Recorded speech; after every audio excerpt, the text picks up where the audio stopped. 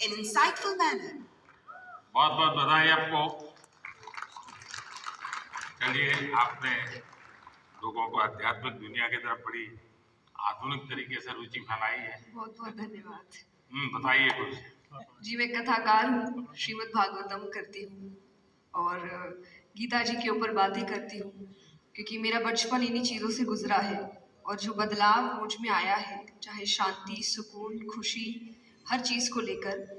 और सबसे बड़ी बात, क्योंकि हमारी सोच है कि भगवान से जुड़ना तो बुढ़ापे का काम है, और मुझे लगता है सबसे गलत सोच है, क्योंकि सबसे ज़्यादा अध्यात्म की ज़रूरत युवाओं को है।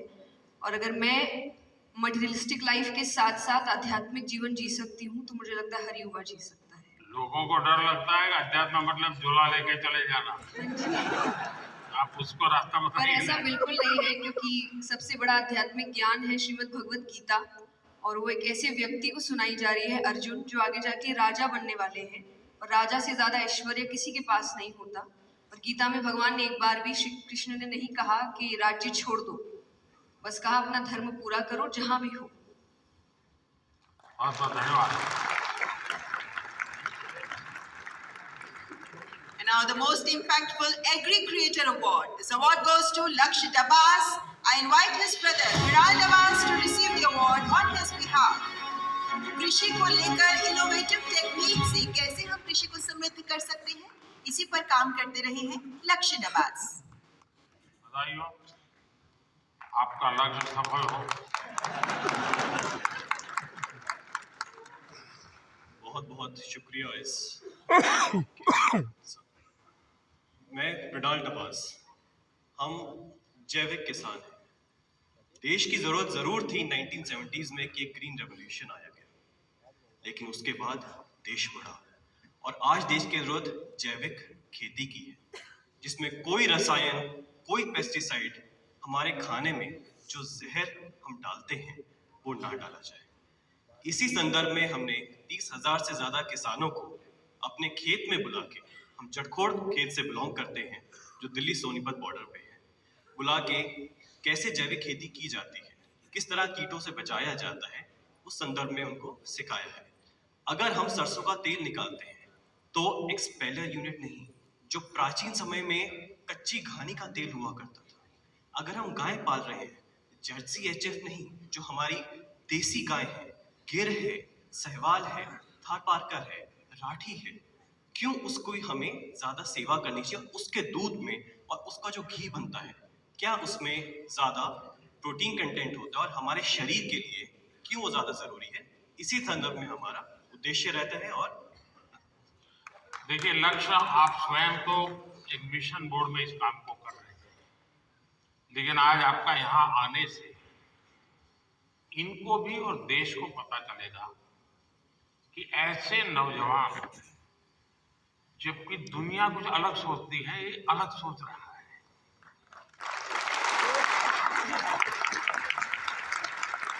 लोग लक्ष्य की मजाक उड़ाते होंगे, क्या यार तुम ये गाय पीछे पड़े हुए हो, उसके बाद भी वो उसको समर्पित है। आप कभी गुजरात के गवर्नर आचार्य देवव्रत जी से मिले हैं? तो मैं आपसे आग्रह करूंगा एक बार उनके साथ बैठ के, वो एक मिशन बोर्ड में ये नेचुरल फार्मिंग का काम है, कुरुक्षेत्र में उनका एक फार्म भी है, और गुजरात में करीब उन्होंने 3 लाख किसानों को नेचुरल फार्मिंग की तरफ ले गए हैं, और जो उसके रिजल्ट आए हैं बहुत ही एनकरेजिंग है। दूसरा, लोगों में एक भ्रम है जिसको आप ठीक कर सकते हैं। ऑर्गेनिक फार्मिंग और नेचुरल फार्मिंग दोनों अलग है। कुछ लोग कहते हैं कि ऑर्गेनिक फार्मिंग में शुरू में इनकम का बहुत लॉस होता है, उसके कारण कोई किसान हिम्मत नहीं करता। नेचुरल फार्मिंग में लॉस नहीं होता है, और धीरे धीरे प्रोडक्टिविटी बढ़ती है, क्वालिटी बढ़ती है, एकरेज बढ़ता है। मैं चाहूंगा कि आप बहुत अच्छा काम कर रहे हैं, लेकिन मैं आपसे आग्रह करूंगा आप आचार्य देवव्रत जी से जरूर मिलिए। यूट्यूब पर उनके बहुत सारे लेक्चर हैं, आप उसको देखिए। बहुत बहुत शुभकामनाएं। And now the Cultural Ambassador of the Year Award और इस अवार्ड की विनर है जानी मानी गायिका मैथिली ठाकुर।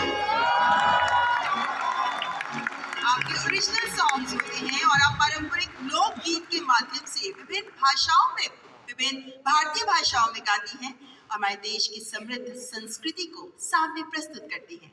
मैथिली ठाकुर। मैथिली नमस्ते। बात कुछ सुनाई दो और क्या ये लोग मेरा सुन के थक जाते हैं। बिल्कुल सर, सबसे थक जाते हैं ना? नहीं, मतलब बिल्कुल मैं आपको सुनाती हूँ। और सबसे पहले सभी लोगों को महाशिवरात्रि की ढेर सारी शुभकामनाएं। शिव जी का रंग कर रहा है। जी सर।